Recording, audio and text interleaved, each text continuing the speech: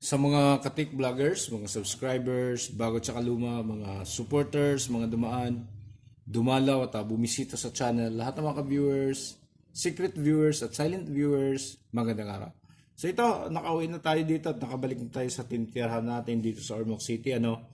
So para sa mga ka-viewers natin, pasensya na po kayo kung wala po tayong content na repair,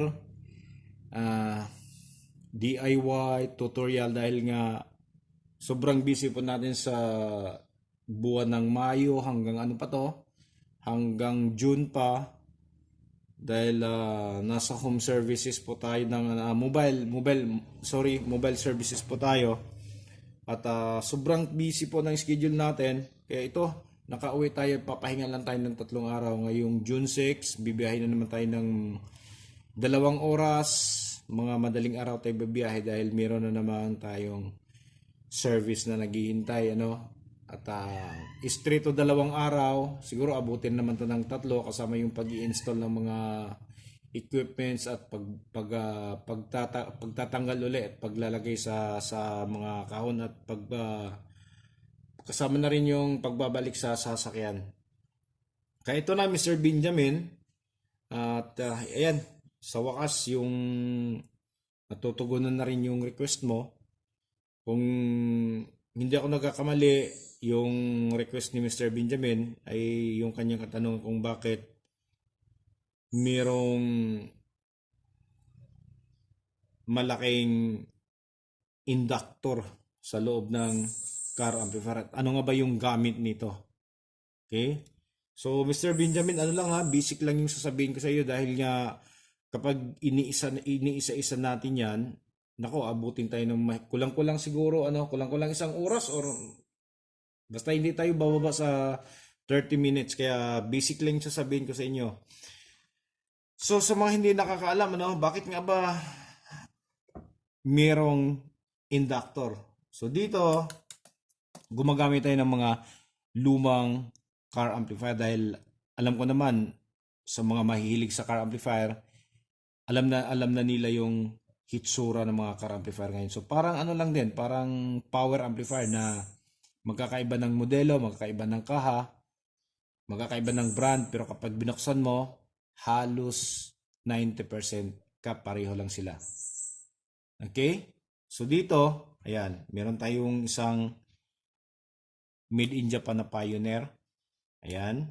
Tapos, ito naman yung made in US na Bose car amplifier.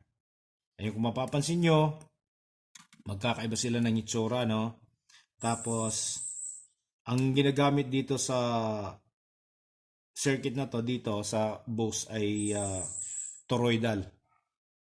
Okay? Toroidal. Dito naman ay ferrite yung ginagamit dito. Ayan, kung ikukumpara nyo siya ngayon, kakaiba siya sa hitsura. Ito yung medyo nalalapit, kaya lang maliliit. Maliliit yung toroidal inductor dito dahil yung sinusuplayan naman kasi nito na amplifier ay mababa lang. Mababa lang yung power. Ayan o. Okay? So IC lang yung ginagamit, integrated circuit lang yung ginagamit. Hindi katulad ng mga malalakas na car amplifier, katulad nito na gumagamit siya ng solid state amplifier. Yung gumagamit ng BGT or MOSFET transistor. Ayan, so ito na Mr. Benjamin. So bakit nga ba meron ganito So una papaliwanag natin. Dito yung pumapasok natin sa yung input voltage na pumapasok dito sa atin galing sa sasakyan kasi nga car amplifier. So yung supply na gumagana sa sasakyan ay 12 volts. Maliban lang doon sa iba na 24 volts doon sa mga truck. So madalas kapag sa mga ordinaryong sasakyan, sa mga sedan, SUVs, pick-up ay 12 volts lang. Okay? So ito, halimbawa, yung supply ng power amplifier nito ay 36 volts dual or split. 36, 0, 36. So 36, positive 36, ground at negative 36. So paano natin ibibigay yung 36, 0, 36 na ang pumapasok dito ay 12 volts lang. Kaya meron to. Kaya nagkakaroon niya ng tinatawag na DC-DC boost or step-up converter. Kasi hindi mo naman pwedeng may papalabas yung dual voltage dito tapos ganun kataas kapag wala to. Kaya kakailanganin to, yung circuit na to. Ngayon, hindi mo rin pwedeng buuhin yung step up or boost converter kapag walang inductor. Okay? Dahil yung tawag nito, yung yung converter circuit ay nagre-rely po yan dito sa tinatawag na inductor. So, napakaraming klase ng inductor. Toroidal, ferrite, ano pa ba yung iba? Air core, basta napakaraming klase. So dito, ayan siya, kung mapapansin natin, ayan, malalaki din siya kung ikukumpara dito kasi mataas yung power ng amplifier na sinusuplayan niya. Ayan. So ang trabaho nito, simple lang. Trabaho ng inductor natin.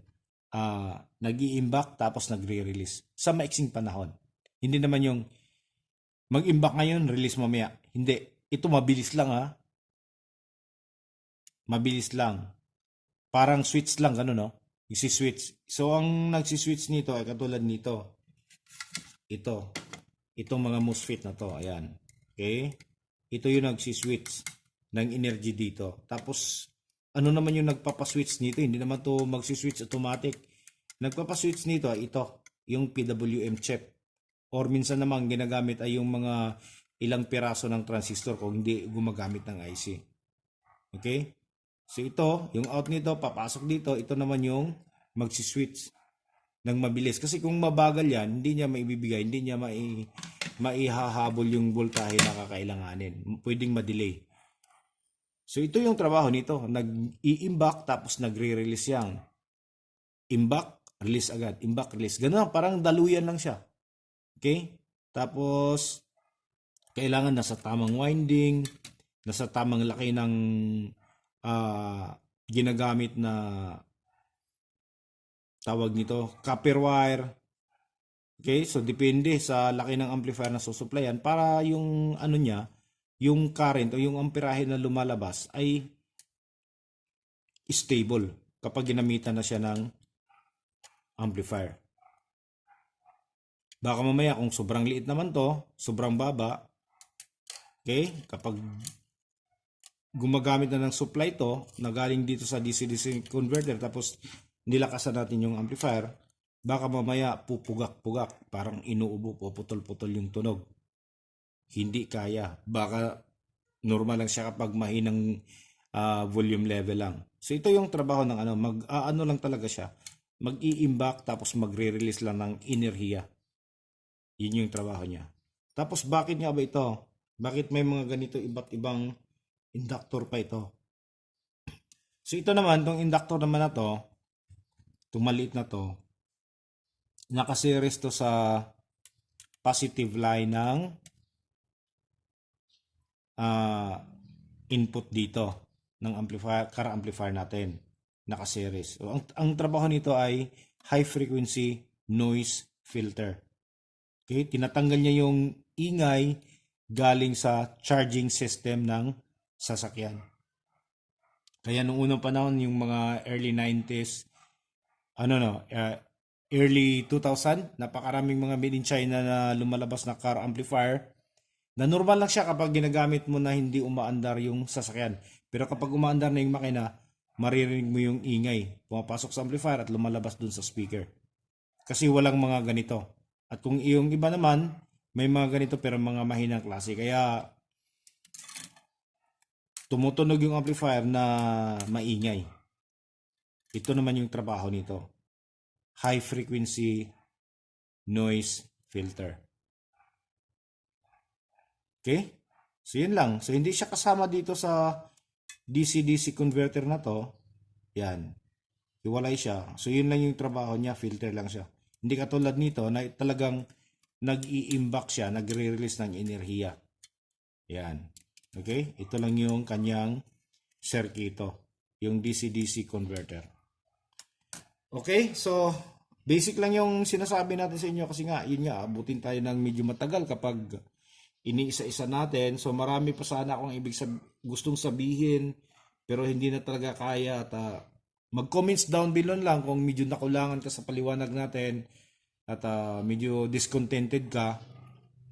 Pwedeng mag-comments down below at doon na lang natin sasagutin lahat kahit gaano kahaba, walang problema. Pwede nating gawin doon. So hanggang dito na lang siguro para sa mga ka-viewers natin. So salamat sa walang sawang pagsuporta sa channel. So maraming salamat. God bless at bye-bye.